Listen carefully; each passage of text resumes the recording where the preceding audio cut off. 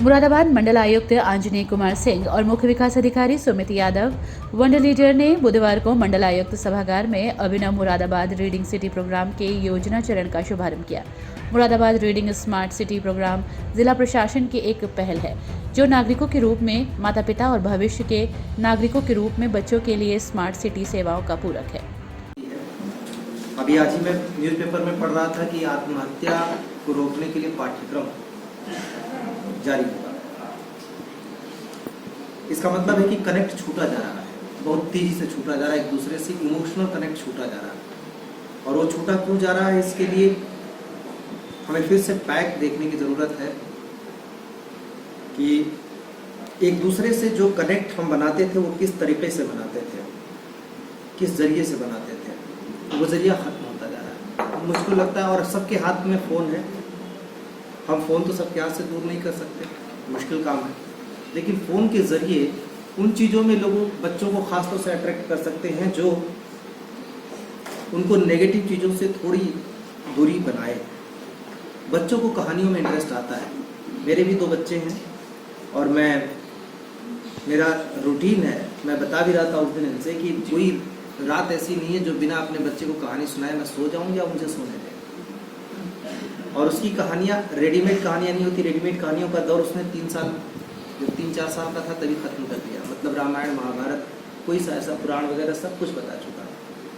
अब जो उसकी कहानी होती है वो चैलेंज टाइप की होती है कि वो मुझे कुछ कैरेक्टर्स पकड़ाता है और उस कैरेक्टर्स के बेसिस पे हमें कहानी डेवलप करनी होती है। कुछ कहानी वो डेवलप करता है, कुछ कहानी मैं डेवलप करता हूँ। और जब तक उसकी मदर की डांट न पड़ जाए तब तक उसकी कहानी खत्म होने का नाम नहीं लेती, क्योंकि कोई कैरेक्टर मैं मारता हूँ तो वो कैरेक्टर जिंदा कर देता है। और उसमें मुझे उस दौर में जितनी देर तक मैं उसको कहानी के अंदर रहता हूँ या इवन उसके साथ गेम भी खेलता हूँ तो वो थीम बेस्ड गेम खेलता है कि कोई न कोई स्टोरी पे बेस करेगा। मैं उस दिन कोई भी बता रहा था कि कोई सा ऐसा खिलौना नहीं जिसका नाम ना, हर एक खिलौने का नाम है और जो मुझे पता है, जो उसे पता है, बाकी किसी को नहीं पता है। वो आपको देखने में बंदर लग सकते हैं, भालू लग सकते हैं, शेर, चीता, लेकिन हमारे लिए वो एक कैरेक्टर है, सबके नाम है। जितनी देर मैं उसके साथ खेलता हूँ या जितनी देर मैं उसके साथ कहानी कहता हूँ वो पूरी एक दुनिया में डूबा रहता हूँ, फिर मुझे बाहर की कोई चीज़ नज़र नहीं आती। मैं कुछ दिन पहले जब वृद्धाश्रम गया था और कुछ दिन पहले जब ओल्ड एज लोगों की एक समिति में गया था तब भी मैंने ये बात कहा था कि हमारी चलती फिरती लाइब्रेरीज हैं। जो ओल्ड एज के लोग हैं उनके पास बड़ा अनुभव है, कई सारी चीज़ें हैं कहने को उनके पास जो कहीं पे भी नहीं मिलेंगी। अब वो ख़त्म होती जा रही हैं। मैं जब अपने बच्चों को कोई कहानी सुनाता हूँ मुझे लगता है कि शायद उस कहानी में उनका कोई इंटरेस्ट नहीं होगा जो मैंने अपने दौर में अपनी दादी से सुनी थी, लेकिन वो उससे ज़्यादा इंटरेस्ट से सुनते हैं क्योंकि यूट्यूब पूरा निचोड़ डाला हुआ है।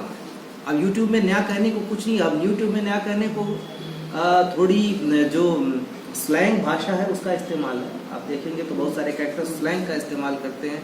इवन पता नहीं कोई जापानीज या चाइनीज कैरेक्टर है वो भी जस्ट लाइक अपनी मदर के साथ पता नहीं शिनचान। और जब मैं शिनचान देखता हूँ तो मुझे बड़ा एकदम से मतलब डिप्रेस्ड हो जाता हूँ कि अगर इसी तरीके से बच्चे अपनी माँ से बिहेव करने लगे तो बड़ा मुश्किल हो जाएगा। अब ज़रूरत है कि उनको बैक ले जाया जाए। और बहुत सारी चीज़ें हैं जो कहानियाँ हमारे टाइम में हातिम ताई बहुत बड़ी चीज़ हुआ करती थी। हातिम ताई की कहानी बाहर की कहानी लगती थी। अभी जिसको लोग कहते हैं कि नहीं हमारी लोकल कहानियों में हातिम ताई बहुत दूर की चीज़ लगती थी, हमारी तो लोकली कहानियों का खजाना इतना ज़्यादा था, उनको वापस ले आना पड़ेगा।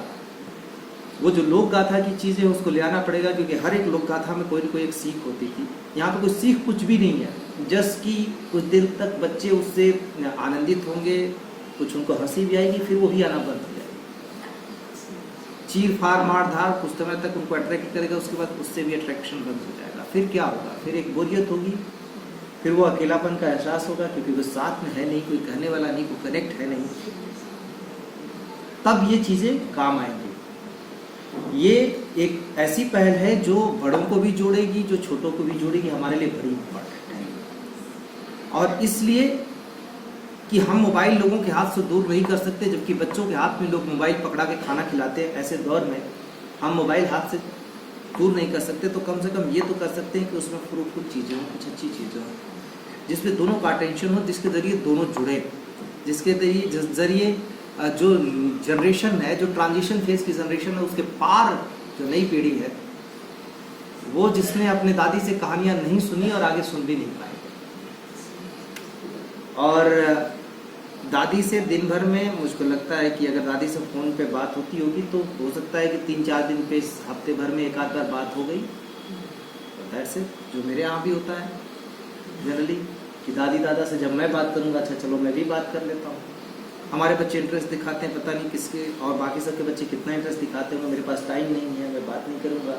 उनको ऊंचा सुनाई देता है फ़ोन पे, तो वो सही ढंग से बात नहीं कर सकते, बहुत चीज़ें सुन नहीं सकते।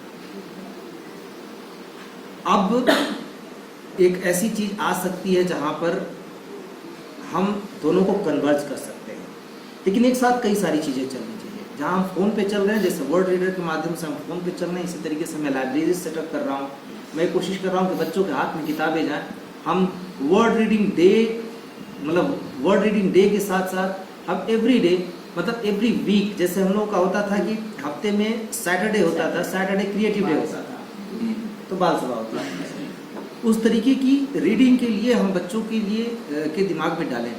एक बच्ची जो मेरी बिटिया जैसी है, वो एक शॉकर में पूरी तरह उसकी लाइफ को इतना झकझोर दिया। उसका फादर हर समय ख़त्म हो गया, फिर उसके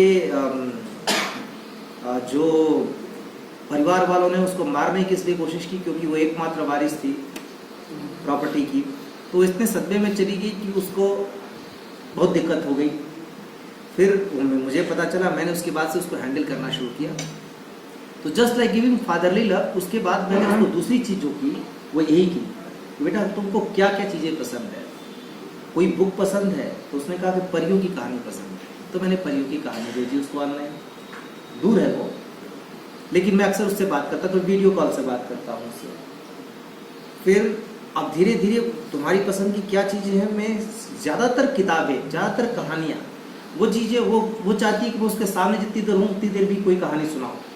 मेरे पास इतना मौका नहीं मिल पाता, तो कहानियों के ज़रिए, और अब धीरे धीरे उसके अंदर इम्प्रूवमेंट आने लगा। ये कितना बड़ा इम्प्रूवमेंट का मीडियम हो सकता है हम नहीं जान सकते, क्योंकि जो मेंटली इल है, बहुत सारे लोग मेंटली इल होते हैं, अपने आप को एक्सप्रेस नहीं करते। हम लोग अभी चर्चा कर रहे थे कि हम लोग इस पे मेंटल हेल्थ पे एक वर्कशॉप रखें बाकी लोगों के, क्योंकि जो सुसाइडल जो टेंडेंसी है वो मेंटल हेल्थ से बहुत ज़्यादा रिलेटेड है। फिजिकल हेल्थ में हम सर्दी जुकाम भी होता है तो कोई नहीं कोई दवा कौन सी खानी हम जानते हैं, लेकिन मेंटल हेल्थ में हमें पता नहीं कि क्या करना है, और किसी के पास इतनी फुर्सत नहीं कि किसी की मेंटल हेल्थ के लिए समय निकाल पाए, क्योंकि मेंटल हेल्थ से पीड़ित व्यक्ति बड़ा अजीब बिहेव करता है, तो हम कहते हैं बदतमीज है, या फिर उसके मुंह कौन लगे, लेकिन एक्चुअल में हमें सिंपैथाइज। वहीं अपर आयुक्त प्रशासन BN यादव को इस कार्यक्रम का नोडल अधिकारी नियुक्त किया गया। ये वंडर लीडर और SART के साथ साझेदारी में जिला प्रशासन की एक महत्वपूर्ण पहल है, जिसके प्रथम चरण में वंडर लीडर एक अंतर्राष्ट्रीय गैर लाभकारी संस्था है, जिसका लक्ष्य बच्चों को किताबें पढ़ने के लिए प्रेरित करना होता है। SART एक राष्ट्रीय गैर सरकारी संगठन है, सर्वांगीण विकास के लिए काम कर रहा है। पूरे भारत में ये पहला शहर के स्तर पर डिजिटल रीडिंग कैंपेन होगा, जहां मुरादाबाद शहर के अभिभावकों को प्रेरित किया जाएगा कि वो वंडर लीडर बक स्मार्ट ऐप के माध्यम से हिंदी और अंग्रेजी में 1500 से अधिक डिजिटल स्टोरी बुक अपने बच्चों को पढ़ाते रहें। साथ ही इस प्रोग्राम की महत्वाकांक्षा है कि 2023-24 में कम से कम 50,000 घरों में बच्चों को साल भर में लगभग 25 किताबें पढ़ने के लिए प्रोत्साहित किया जाए। रीडिंग स्मार्ट सिटी के रूप में डेवलप करने की मंशा है, और जिला प्रशासन की मदद से SART और वर्ड रीडर के संयुक्त कोलैबोरेशन में ये एक पहल ICDS के साथ में की जा रही है, क्योंकि हम उस एज ग्रुप को टैकल करते हैं जहाँ पर बच्चों में शुरू में ही रीडिंग हैबिट अगर डेवलप हो जाए तो बाद में उनका ये नेचर बन जाएगा, और फिर चाहे वो भावनात्मक विकास हो, भाषागत विकास हो, उसके लिए बच्चों को बहुत हेल्प मिलेगी। और इनिशिएट हम ज़रूर ICDS के साथ कर रहे हैं, लेकिन एजुकेशन प्राइमरी और हायर सेकेंडरी और हायर लेवल पर भी डिजिटली हम लोगों को लगभग 1500 किताबें उपलब्ध होंगी इस ऐप के माध्यम से। वर्ड रीडर ने ये एक पहल की है। मुरादाबाद आप जान रहे हैं कि माननीय प्रधानमंत्री जी की जो 100 स्मार्ट सिटीज़ हैं उनमें से एक है, तो हम स्मार्ट सिटी इसको रीडिंग स्मार्ट सिटी बनाना चाहते हैं। ये भारत का पहला एक प्रयास होगा मुरादाबाद को एक इस रूप में डेवलप करने का। आप जान रहे हैं कि कोरोना के दौरान बहुत लॉस हुआ पढ़ाई का बच्चों को, और रीडिंग की हैबिट तो जैसे अब बच्चों में ख़त्म ही हो गई है। अपने कोर्सेज तक वो महदूद रहते हैं, सीमित रहते हैं। तो किस तरीके से हम छोटे बच्चों में शुरुआत करें इस चीज़ की, और ये खाली बच्चों के नहीं बल्कि उनके पेरेंट्स के माध्यम से है। QR कोड एक डेवलप किया गया है जिसमें कि पेरेंट्स के साथ वो शेयर किया जाएगा, और हफ्ते में प्लान की जा रही है कि 2 दिन ऐसे हों जबकि माँ बाप उस कोड को एक्सेस करके अपने बच्चों को कहानियाँ सुना सकें।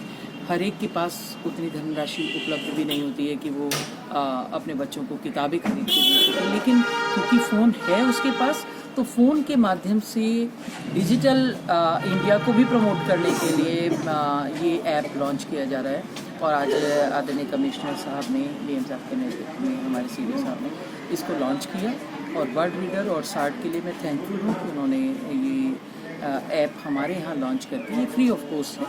और मुझे पूरा विश्वास है कि हमारा टारगेट जो है कि 1 साल में 50,000 बच्चों तक हम पहुँचें, और 25 किताबें कम से कम एक बच्चा पढ़े। डैशबोर्ड पर सब एंट्री आएगी कि कितना बच्चों ने कितने घंटे किताब पढ़ी। तो हमारे लिए बड़ा एक फ्रूटफुल हम बच्चों को कुछ दे सकेंगे। साथ ही स्मार्ट सिटी का मतलब डिजिटल मोड के माध्यम से सभी सेवाओं को प्रभावी ढंग से सुनिश्चित करना है। 2023-24 में प्रारंभिक चरण के बाद प्रशासन इस पहल को जिला स्तर और मंडल स्तर पर विस्तारित करने की आकांक्षा रखता है।